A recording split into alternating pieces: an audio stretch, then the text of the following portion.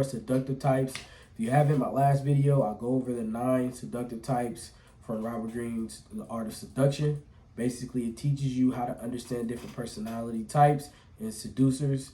It's not just sexual, it's also just socially. So make sure you go check that video out. But today I'm gonna go over 2 more types.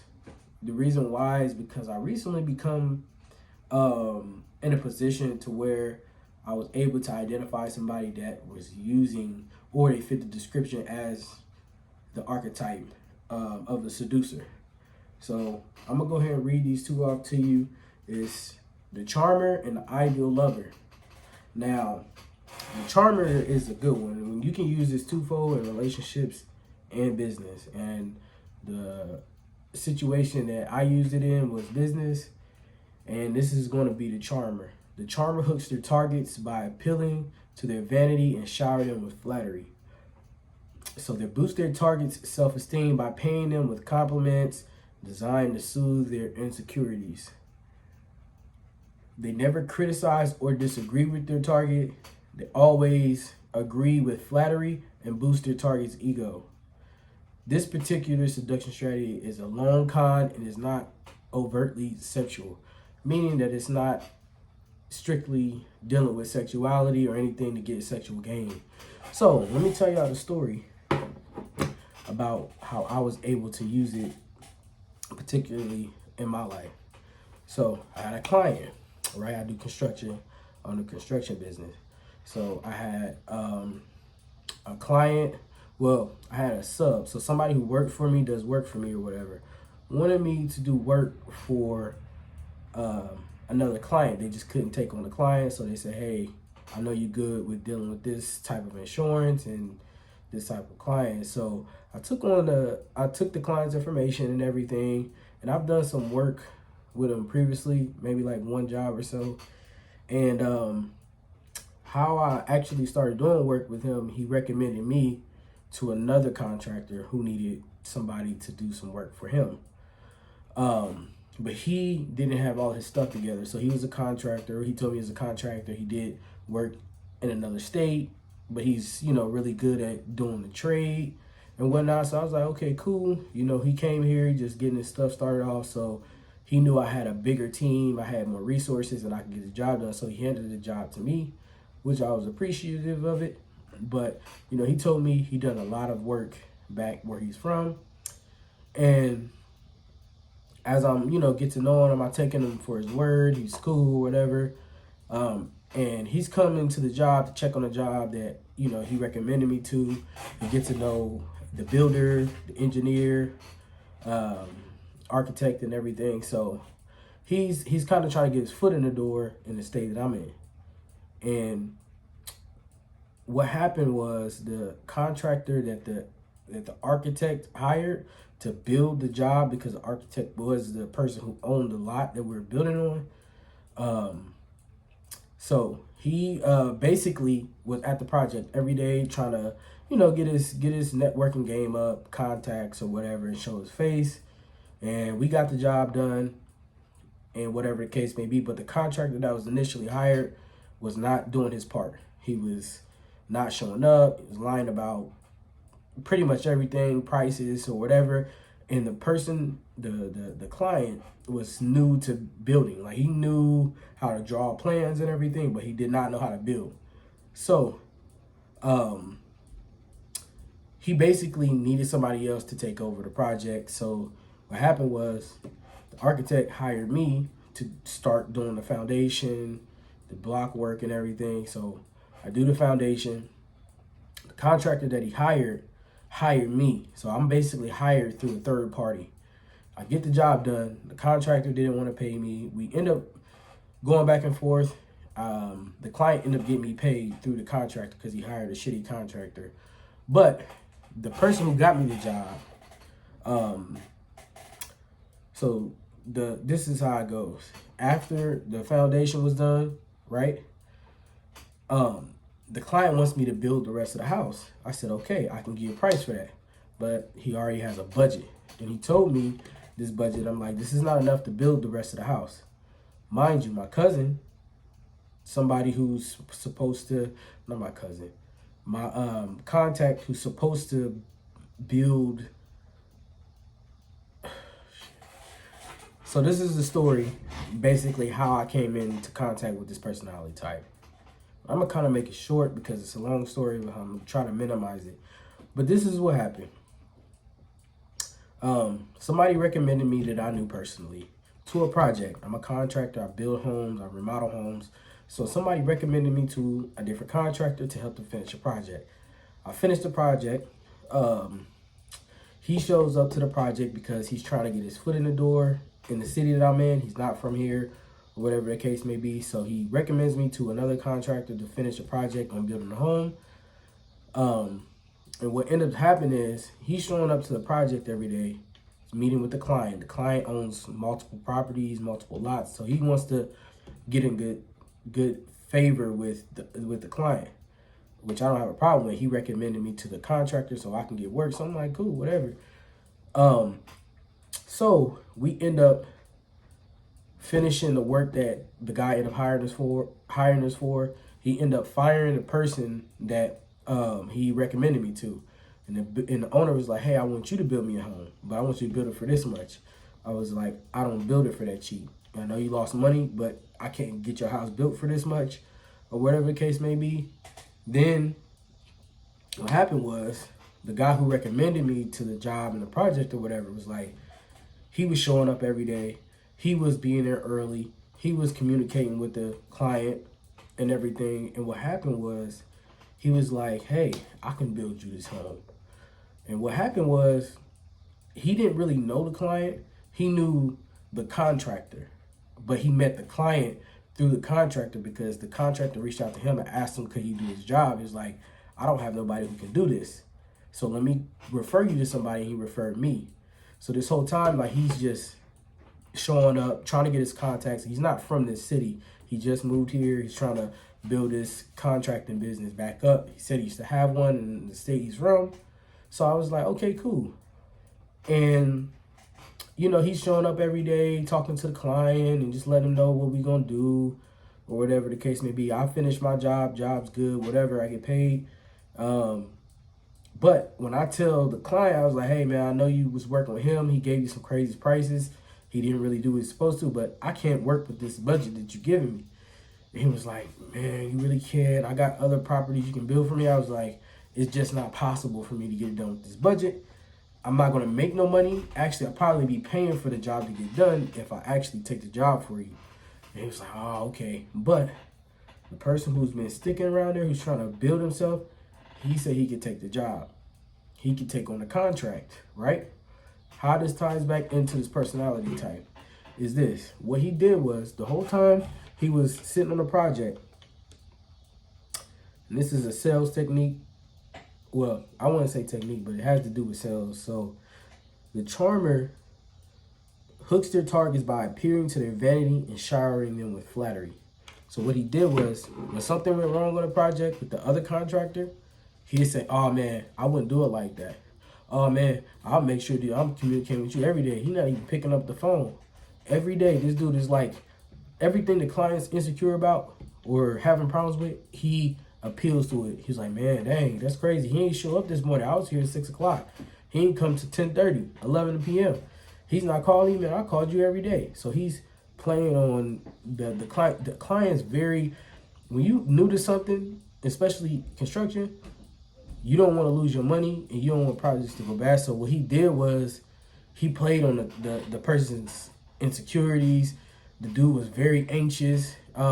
He was really nervous because he was like, man, this is going to go wrong. The city's not going to approve this. This ain't going to come out right. I'm going to waste my money. So he's sitting playing the whole time. I was like, dang, this nigga really trying to steal this job from the contractor that pretty much hired him or will put him on. And I mean, I wouldn't say stealing, but the dude did a terrible job. So he just really took advantage of the opportunity, but he was playing on the client like he could do the work. Oh man, I can do it. Then after the client offered me the job, hey, look, I give you $80,000 to build this house. I'm like, bro, I can't do it for 80 grand. That's just not possible. He said, man, I can do it. I can take it for 80. And I told him, I was like, bro, you can't build this house for 80. He's like, man, I can do it. I'm gonna do a lot of work myself, so it's gonna save me on the labor costs. I hire everybody. But this nigga gonna take the work but he said, I'm gonna do some of the work. I was like, bro, why would you take on a house? I was like, yes, you can do some work, but nigga, you gonna build a whole house? I was like, even the material is gonna cost about anywhere from 50 grand, 60 grand. You don't even know the plumbing. You don't even know a lot of the insides and outsides. Like, you don't really know what's going on. But he takes, because the customer's begging me to do the house. I was like, I can't do it. I'm not gonna do it. So he's like, 80,000. I can build it for 80. You know, I got experience or whatever. I'm like, bro. But the only reason why the customer gave it to him, because what was he doing? He said, man, you know, I'm going to go with Alan because Alan said he can do it. He's been showing up on time. He's been there. He's answered all my phone calls. But what he did was he played on his insecurities, because the things the other contractor didn't do for him, he was able to do it. And I was able to do it. So he's seeing both of our faces. He's seeing good work. So he's like, I can trust him. I was like, that's my dog. You know, I mean, we cool, whatever. He brought me into this equation, but he's not in no position to do no work for you, bro. To build a whole house, he don't have a team. He don't have contacts. He had to call me to get something basic done, you know, and he basically seduced the client into believing into what he did. And what happened was, after he got the contract, he was supposed to hire me to pull the permits, to do to order all the lumber and all this stuff, just to do some of the jobs that I can do with the budget that I got, and use some of my guys to keep them busy. Guess what? Disappears. He gets the paycheck, disappears. He recommended another client to me. Hey man, I'm busy. I just did some work for this client. They need you to handle this insurance, whatever the case may be. Hear the information, whatever. I said, all right, send me the details. I can write them up an estimate, and you can do the work, and we just both make money. The customer calling me, hey, I need this, and I'm like, he's supposed to send me the information. I don't know the information or nothing. What's going on? Then the builder called me from the last project, was like, hey, you heard from him? I was like, I ain't heard from him. And you hired him to do the job. You ain't hired me. You ain't want to pay me to do it. He said, oh man, if you hear from him, let me know. Client called me, the new client. He was like, hey, have you heard from such and such? I paid him this much money. He's supposed to come back and give me the estimate and do the. I don't know nothing. But what he did was took advantage of an opportunity. He used his charisma. He used the insecurity of the clients. The clients don't know no better. So when they think they're hiring a professional, or they think they're hiring somebody that know what they're talking about, they can play on their weakness. They see you nervous and you scared. You know what's going on. You think it's gonna cost too much money. He gonna come and say, I can fix it. I can save you $10,000. Just give me $2,000. You know, he gonna take your $2,000 and disappear. And that's what's happened. Like, he took the money. Like, for me, I never believed him from the jump, because he was telling me all the stuff he could do and all the things. He built mansions and all this. He had a $100 million contract. I don't believe niggas. This thing, I do the shit myself, so niggas can't lie to me. But this nigga seduced the client so bad, I was like, why would you take that? And then I told him, I was like, hey, look, bro. The client was like, yeah, man, I'm going to give it to. I was like, hey, man, good luck, but don't ever say that I had anything to do with it. Good luck, bro. You know, so the thing is, don't never let a motherfucker seduce you into believing something. When it's too good to be true, it normally is. Especially when somebody playing on your weaknesses, and it's just like, damn, this person perfect. They give me affirmations. They give me, they giving me flowers. They taking me on dates. They doing all this shit for me. And they're perfect. Typically, it's too good to be true. I'd rather be wrong than right. You feel me? And that's in this scenario, I'd rather be I'd rather be right than wrong. So I'd rather be like, you know what? I believe that this person is doing me wrong, and then find out they're actually doing me right. You feel me? So I'd rather take it that way. That's just anything in life. The risk factor is too big. If I trust in this person too much, they're gonna take advantage of me. And even if they don't, then guess what? I can just deal with the consequences. But when it comes to certain stuff, you just don't take a chance on people. When it's shit like that, I told him, I was like, look, bro, that deal is a too good to be true deal. Somebody said they can build your house for $80,000, nigga, run. Okay? Run. Materials and labor, run, bro. You don't know nothing about nothing. If somebody's selling you a story, you want to get rich quick. You want to make money quick. Oh, you going to fall in love. Yeah, I'm going to be everything. I'm going to be your sunshine in the morning. I'm going to take care of you. You ain't got to worry about nothing. You can stay at home. I'm going to do all this shit. They just doing that to get what they want. That's the charmer. And the second was the ideal lover.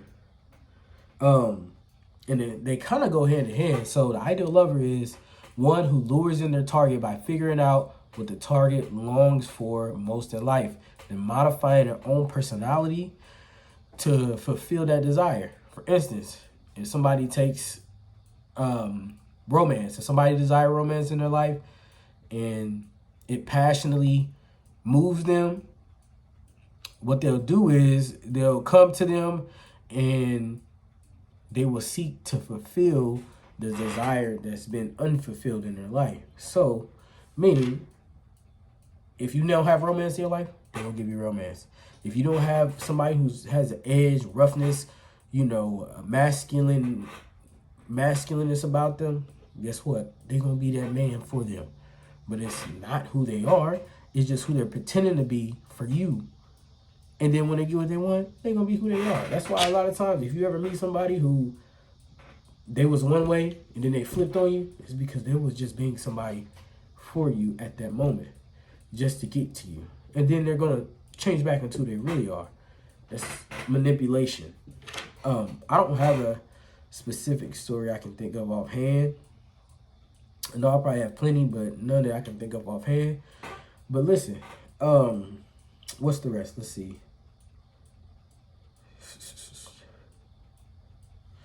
Even the behavior that doesn't come naturally to them, they act upon. Many people who have unfulfilled desires feel like failures, who have fallen short full of their potential. It eliminates this feeling of failure by helping their target finally achieve their wish. So if you lack in any part of your life, you feel insecure about love, if you feel insecure about your future, anything, what they gonna do? They gonna come in and give you compliments. They gonna give you all kind of gifts and they gonna give you all kind of affirmations. Say, you can do this. I got you. I'm here for you. I'm a strong man. I can give you this. See, what man don't do is, see what a real man will do is, they gonna come into your life, giving you all kind of bullshit, and then when they get you, they gonna flip the script. Y'all seen the Tyler Perry movie where he put the chick, the dude, I think Diary of a Mad Black Woman, where the chick pushed the nigga in the hot tub. That's the same scenario. Like, dude had a mask on. In public, he's this outstanding, studious man. But in private, this nigga flipped the script. And he used to be that way. And then once he got what he wanted, you see the real him. You got to be cautious of people like that. Because they do that in real life, and they do that in business, and they do that in everyday life. They're manipulators. Some people aren't. Some people just do that just because they're socially awkward. So sometimes they be like, okay, he like when people, what makes him laugh is this, so I'm going to make him laugh. Some people do it in small ways. It's not always to the extreme to where, somebody's manipulating somebody. But in most cases, it's probably just somebody modifying their personality to please you because they're socially awkward. But in other instances, somebody's trying to get over on you. Somebody's trying to play to your weaknesses and then trying to get something out of it. So like I said, just make sure y'all read this book, man. It's very important. And it can help your character development. So if you haven't, it's called The Art of Seduction. It's a bunch of other books I would recommend. Miles Monroe books. If you know who Miles Monroe is, I would recommend go read all his books. There's one called Principles, Power. I don't know the exact title. I don't remember the exact title. The Principles of Change, Character, Powers, Morals, Principles, all of that. Go get the books. I'm going to drop them in the description. But these really, really help develop your character and they change your mindset when it comes to dealing with people, business, and life in general. But I appreciate y'all. Let me know what y'all think about the 2 seductive types in the comments. And let me know what y'all think about the scenario. Am I capping? Am I just talking bullshit? Let me know. But until next time, peace.